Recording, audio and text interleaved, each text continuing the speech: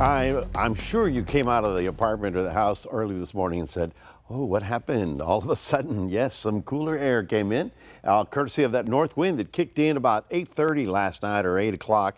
It kicked in out of the north, and so all of a sudden we've got cooler, drier air over our region, although, not exactly cold just yet, but things are going to be changing. Look at that. Our humidity is down to 21%. That is pretty amazing.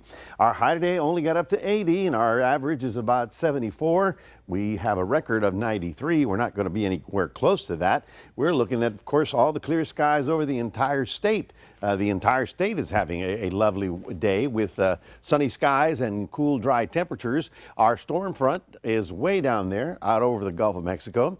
It's tied up with this big low that's bringing rain, much needed rainfall, believe it or not, to all of the East Coast and the Northeast as well. But as far as we're concerned, it's this one.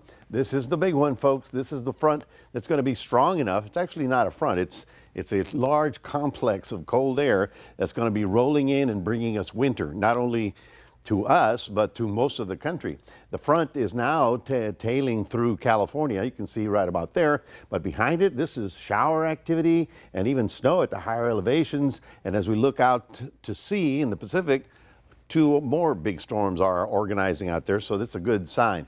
Look at that. Tomorrow, with abundant sunshine, we're only getting up to 78 degrees. That's going to be a lovely Friday night.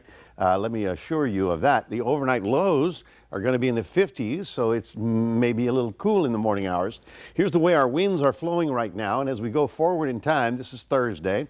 As we get to Friday, they turn around a little bit more from the southeast. In fact, as we get to Saturday, we're going to get a strong southeast wind in advance of the arriving frontal system. That is going to punch up a lot of moisture back into Texas. It's going to be warmer and more humid, but that's good because by the time we get to Sunday, it should be a little bit of rain rolling in ahead of that big storm.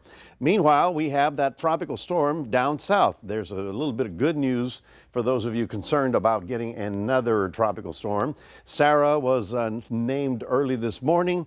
It is now at 40 miles an hour, but it is so close to land. There's a center right there that it's really inhibiting the storm from developing. And then, while it is going to be over water, it's going to be rolling into the Yucatan, and so it's going to be over land so long that it's going to weaken dramatically. In fact, when it reemerges out in the Gulf of Mexico, it's still expected to be barely a tropical storm, probably just a depression, but that moisture is going to get swept up by the next front that's going to be rolling into our area as all the cool air finally rolls into the western states. And right here, you see that blue pocket right there? Boom, that's the cool air that's going to give us a little bit of a nippy weather for the early part, for the middle of next week. So tomorrow, a lovely day over Port Lavaca, getting up to 77.